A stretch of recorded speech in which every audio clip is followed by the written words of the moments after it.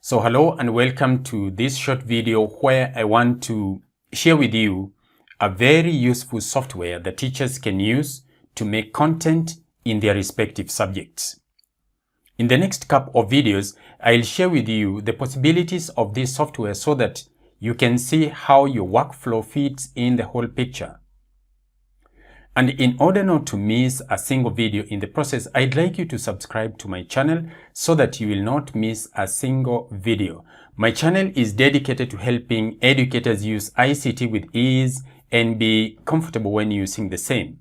So make sure you subscribe if you've not done that already, because I'll be sharing a lot of content with the teachers this year. So without further ado, let's jump right into it. Now let me start by saying that when you see what this software can do for you, you will wonder where it's been all this time of struggle with ICT. This software is called EXE. This stands for eLearning HTML5 and XHTML Editor. That is EXE Learning. Now, that sounds terribly complicated, but believe me, it's not. Let's see how it can be used. By the way, this software is absolutely free for all educators. That is, provided you have content and you have an audience, it can show you how to communicate that content to your audience. And this is where teachers fit in. So it is not limited to classroom teachers only. It's for all educators. So what can it do for us? Let me start by saying that the eLearning HTML5 and XHTML editor, that is EXE Learning, is a web-based authoring environment designed to assist teachers and academics in the design, development, and publishing of web-based learning and teaching materials without the need to become proficient in HTML, XML, or complicated web publishing applications. I'm sure most of us, when you want to publish your work out there online, you're usually confronted with a lot of challenges. Now, this software helps you to avoid nearly all those challenges and goes straight to showing you how to deliver your content to your audience, of course, through online. I've given you the link on where you can download this software. It is in the description below. So just follow the link, download the installer, and go through the process of installing and then using it for the first time. But if you're not comfortable with that, I have prepared a series of videos where I'll be showing you how to download it, how to install it in your machine, that is in your computer, and how to start using it for the first time.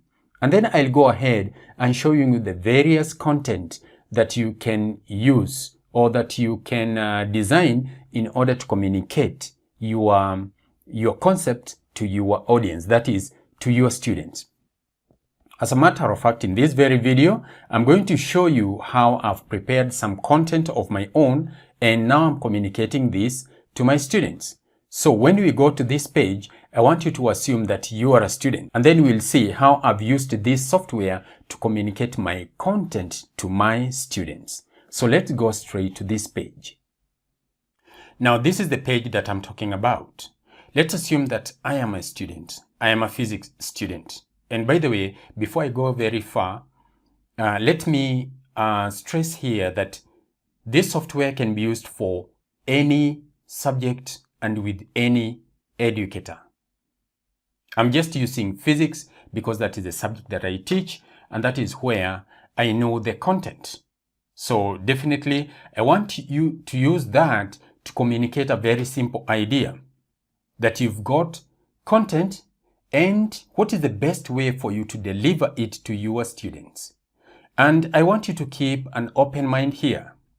I don't want you to be held in the past, whereby teachers usually think that the method which they know about teaching is the best. We are always discovering new ways of delivering content to our learners. So if you can open your mind and be flexible a bit, you're going to benefit more from this video than if you are rigid and want to stick to the old ways of teaching. So here I am. My student now has access to this page. This student may be in the computer lab, maybe anywhere, may even be at home. And let's say they are on this page. I teach physics. This student may be in Form 1, Form 2, Form 3, or even Form 4. Let's assume he's in Form 1. So as soon as the student clicks that link there is a drop-down menu of all the topics in physics in Form 1. And then maybe the student is interested in looking at a particular topic. Say, let's say force. Again, a drop-down menu showing you the number of lessons we have or the number of subtopics we have. So you can see that this software is very intuitive. It takes you through all the stages of breaking down content. Remember, you start with the subject, you come to the form, you go to the topic, then subtopic, and then when you get to a particular subtopic, you get 1 lesson or 2 lessons or even 3 lessons, depending on how the concept is in that particular subtopic. So you can see that it has broken it down into the form, the topic, the subtopic. And now if I click this link here, it takes me directly to something which I want the students to learn. I want the student to take these short notes about this particular subtopic. So the subtopic is written up there while the points are here. So you might want to communicate notes to your students. And basically in every subject, one of the things that we are interested in is giving students useful notes. These notes must be as short as possible. This is to your discretion. You could use this software to give a lot of content in that page. You could use it to shorten the notes so that you don't burden the students with a lot of content. So that is one way of using the software. Now let me assume that this student knows nothing about this particular subtopic. So I want to teach this student about this particular subtopic. And how do I do that? Now, imagine this. Right now, you're learning something from me via video. Do you know you could also use video to teach your students the concepts which they need to learn? That is exactly what I've done. In the next subtopic here, which is types of forces, I want to teach them about gravitational force and upthrust force, for example. Let me go to gravitational force and see what the student sees. As soon as I click there, you can see there is immediately a lesson on gravitational force. Not just any lesson, it is a video lesson. Because you can see there is this play icon here. If I click it, this video will start to play. And let's do exactly that. So click there. Now I want to use the same setup here to talk about another type of force which is referred to as gravitational force. Let's pause that video and talk about the effect of using video lessons to your students. I want you to imagine this. You are in a classroom. When you teach a particular concept, do you know the students get to understand only about 5% or 10% of what you've just taught? This may be shocking to you, but for those who are experienced in teaching, we are usually amazed that after doing all that work in class, the students did not get much. And you end up thinking that there is something wrong with the students. No, it is the nature of delivery of this content to the student. There are so many things which goes on in a real-time lesson if you are teaching in real time. So many things. When you teach, students have questions. When you teach, you don't pause so as students to concentrate on a particular concept. You continue because you are under pressure of time to complete a certain area of study within a certain given amount of time. That is the time allocated for your lesson. But imagine this, a situation whereby the student can be able to stop you in your path when you're explaining something, and then the student makes you to repeat. For instance, if there is something you've not understood in this video, do you know what you can do? You just need to play back the video.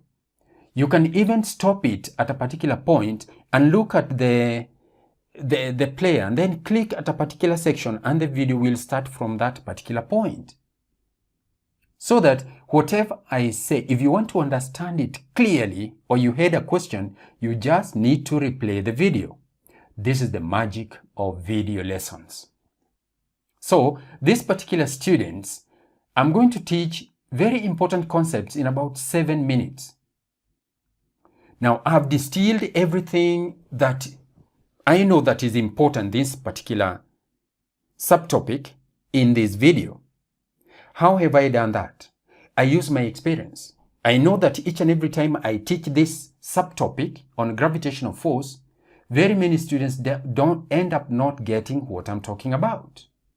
And when they ask me questions and then I respond, that understanding improves. I have to ask myself, what is it that I should have done in the first place so that they should have got the content or the concept first time?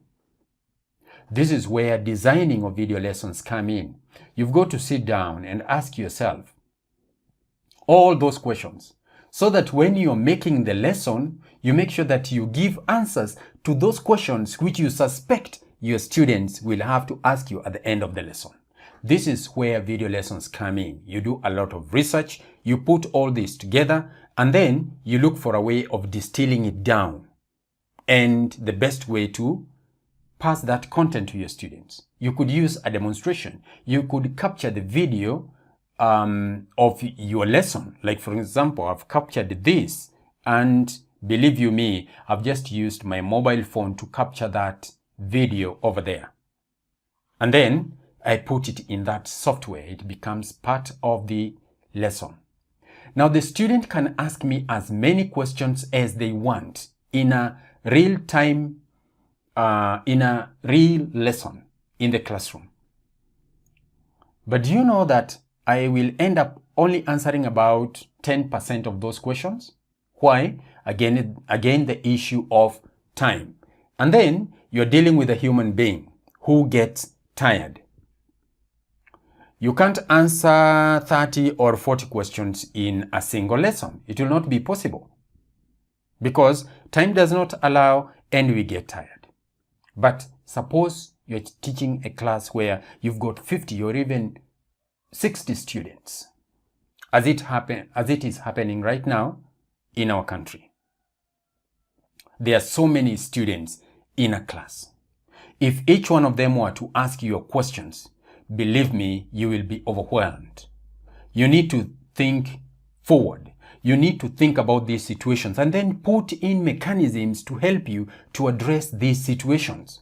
So what I'm saying here is that this software is amazing.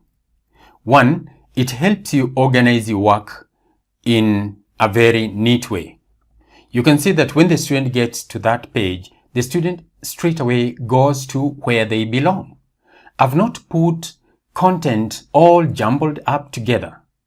I've organized the content in such that I've got topics for Form 1, topics for Form 2, Form 3, and Form 4, so that as soon as the students get there, they know where they belong.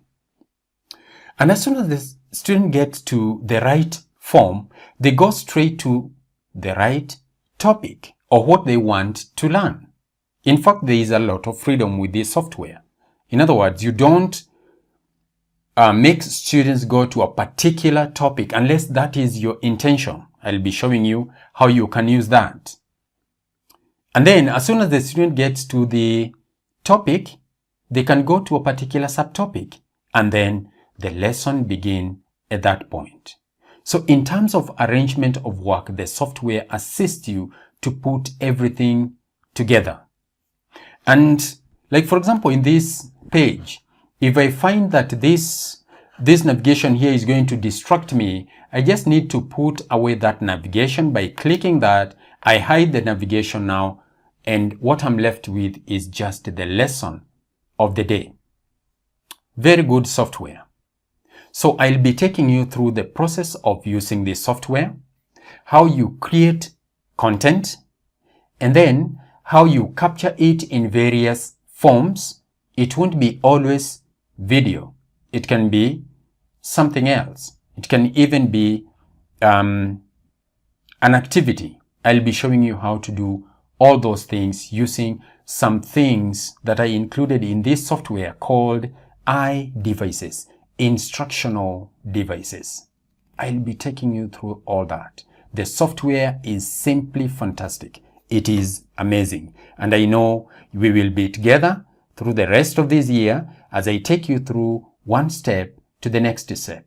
So go right ahead, subscribe to the channel so that you don't miss any of my videos, because I'll be sharing with you fantastic information.